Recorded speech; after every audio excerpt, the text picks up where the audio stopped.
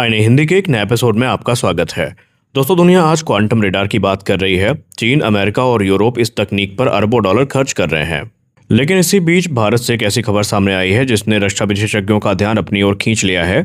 बताया जा रहा है कि defence research and development organisation का फोटोनिक रेडार अब क्वांटम रेडार की तुलना में कहीं ज्यादा परिपक्व अवस्था में है और आने वाले वर्षों में इसे भारतीय लड़ाकू विमानों पर लगाया जा सकता है। अगर ऐसा होता है तो ये केवल एक नया रेडार नहीं होगा, बल्कि भारतीय वायुसेना की युद्ध क्षमता में एक ऐतिहासिक छलांग साबित हो सकता है।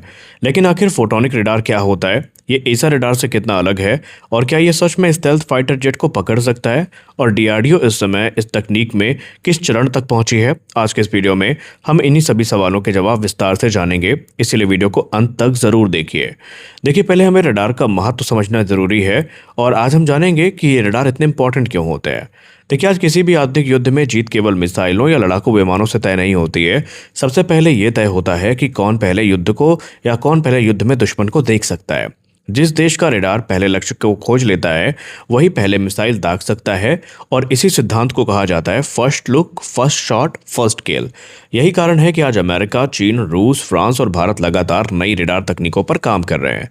आज अधिकांश आधुनिक फाइटर जेट में हमें एसा रेडार इस्तेमाल होता नजर आता है, लेकिन वैज्ञानिकों का मानना है कि भविष्य का युद्ध एसा रेडार से भी आगे जाएगा और यहीं से फोटोनिक रेडार की शुरुआत होती है। तो आखिर फोटोनिक रेडार होता क्या है?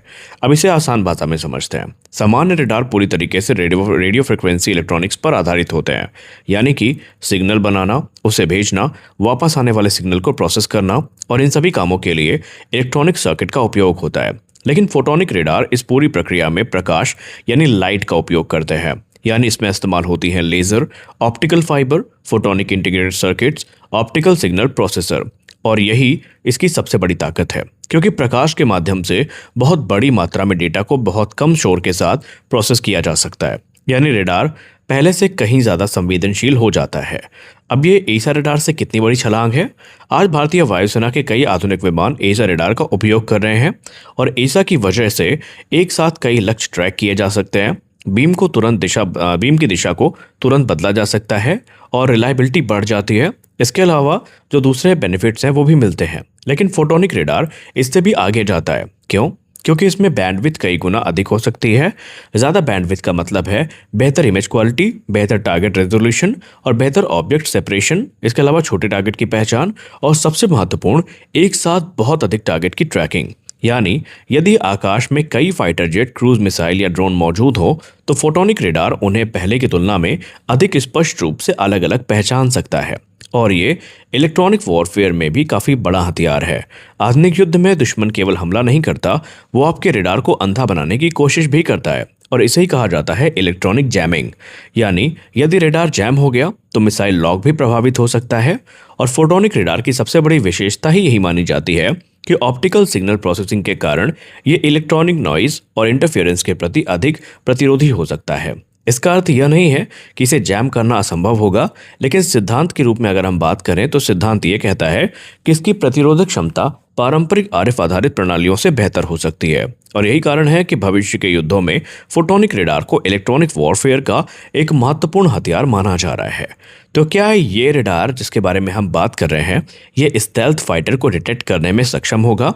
और ये बहुत बड़ा सवाल है कि क्या photonic radar F-35, J-20, F-22 Raptor या अमेरिका के सो call 6th generation fighter F-47 जैसे विमानों को भविष्य में पकड़ पाएगा, या इसके लिए यहाँ भी चैलेंजेस होंगे? देखिए, इसका उत्तर थोड़ा जटिल है। स्टेल्थ टेक्नोलॉजी में किसी भी रेडार को पूरी तरीके से हम ये नहीं कह सकते कि वो रेडार में अदृश्य है।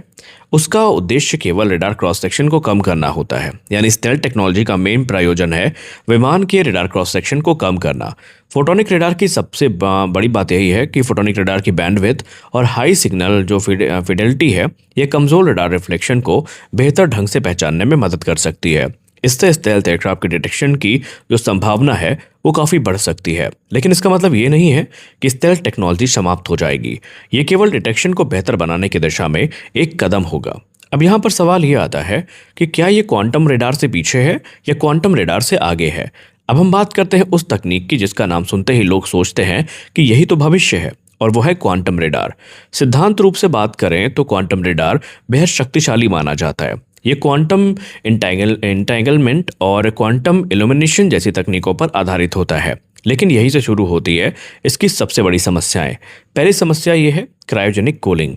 क्वांटम सेंसर्स को लगभग एब्सोल्यूट जीरो तापमान चाहिए, यानी लगभग -273 डिग्री सेल्सियस। अब सोचिए कि क्या किसी फाइटर जेट के अंदर इतना विशाल कूलिंग सिस्टम लगाया जा सकता है। और दूसरी चुनौती एनर्जी गैप। लंबी दूरी तक रडार सिग्नल भेजने के लिए भारी ऊर्जा चाहिए, लेकिन क्वांटम सिस्टम बहुत कम ऊर्जा पर ही अपने क्वांटम गुण बनाए रखते हैं। जैसे जैसे ऊर्जा बढ़ती है, क्वांटम इफेक्ट कम होने लगता है। तीसरी बड़ी समस्या ये है कि वास्तविक युद्ध का वातावरण। लैब में सब कुछ नियंत्रित होता है, लेकिन हवा में वाइब्रेशंस, तेज मोड़, बारिश, बादल, धूल, इलेक्ट्रॉनिक जैमिंग और लगातार बदलती परिस्थितियां होती हैं। ऐसे माहौल में क्वांटम रडार को प्रभावी बनाना अभी भी बहुत बड़ी चुनौतियों में से एक है। इसीलिए दुनिया के अधिकांश क्वांटम रडार प्रोजेक्ट अभी रिसर्च की स्टेज पे हैं। अब भारत के रोड मैप की बात करें तो रिपोर्ट्स के अनुसार डीआरडीओ का फोटोनिक रडार अब केवल कॉन्सेप्ट नहीं रह गया है। बताया जा रहा है कि इसका स्वदेशी हार्डवेयर तैयार किया जा चुका है और अब परीक्षण कई चरणों में हो सकते हैं। सबसे पहले ग्राउंड वैलिडेशन, फिर अनमैन एयर व्हीकल ट्रायल, उसके बाद नेवल प्लेटफॉर्म्स और अंत में फाइटर एयरक्राफ्ट इंटीग्रेशन। और यदि पूरा कार्यक्रम सफल रहा तो भविष्य में इसे तेजस मार्क 1 अल्फा, तेजस मार्क 2, सुखोई 30 MKI, राफेल और एमका जैसे जो प्रोग्राम है इसमें हमें ये देखने को मिल सकता है। और संभवतः पूरी संभावना है कि twin engine Dick base fighter जैसे जो प्लेटफॉर्म है उनमें भी इनका इस्तेमाल किया जा सकता है। हालांकि इन प्लेटफॉर्म्स पर वास्तविक एकीकरण के बारे में अभी कोई आधिकारिक घोषणा नहीं हुई है। अब यहाँ पर भारत को क्या मिलेगा? देखिए, अगर फोटोनिक रडार सफल होता है तो भारतीय वायुसेना को कई बड़े लाभ मिल सकते हैं, जैसे कि बेहतर डिटेक्शन रेंज, बेहतर ट्रैकिंग, ज़्यादा एक्यूरेसी, लो ऑब्जर्वेबल टारगेट की बेहतर पहचान, इलेक्ट्रॉनिक वॉरफेयर में मजबूती और फ्यूचर एयर कॉम्बैट में बढ़त। और सबसे महत्वपूर्ण कि विदेशी रडार टेक्नोलॉजी पर हमारी जो निर्भरता होगी वो कम होगी और ये भारत के रक्षा आत्मनिर्भरता अभियान को एक नई गति देगा। तो दोस्तों, हर नई तकनीक शुरुआत में केवल एक विचार होती है, लेकिन कुछ तकनीकें समय के साथ पूरी दुनिया बदल देती हैं। फोटोनिक रडार भी एक ऐसी ही तकनीकों में शामिल है। जहां क्वांटम रडार अभी भी वैज्ञानिक प्रयोगशालाओं की चुनौती बना हुआ है, वहीं फोटोनिक रडार धीरे धीरे वास्तविक सैन्य उपयोग की दिशा में बढ़ता दिखाई दे रहा है। अगर डीआरडीओ के परीक्षण सफल रहते हैं तो आने वाले वर्षों में भारतीय वायुसेना के लड़ाकू विमानों को एक ऐसी रडार क्षमता मिल सकती है जो उन्हें भविष्य के नेटवर्क केंद्रित या नेटवर्क सेंट्रिक वॉरफेयर और इलेक्ट्रॉनिक युद्ध क्षेत्रों में महत्वपूर्ण बढ़त दे सकती है। हालांकि अंतिम निष्कर्ष तभी निकाला जा सकेगा जब तकनीक सफल परीक्षणों और आधिकारिक तैनाती के चरण तक पहुंच जाएगी। तो आपको लगता है कि भारत की ये तकनीक भविष्य में एयर कॉम्बैट का पूरा खेल बदल सकती है? तो इस वीडियो के कमेंट सेक्शन में ज़रूर बताइए। साथ ही साथ ये भी बताइए कि क्या फोटोनिक रडार वास्तव में एसर रडार का उत्तराधिकारी बनेगा और क्या एमका, तेजस मार्क 2 और भारतीय वायुसेना के अन्य प्लेटफॉर्म इस तकनीक से नई ताकत हासिल कर पाएंगे। मिलते हैं अगले वीडियो में, तब तक के लिए जय हिंद।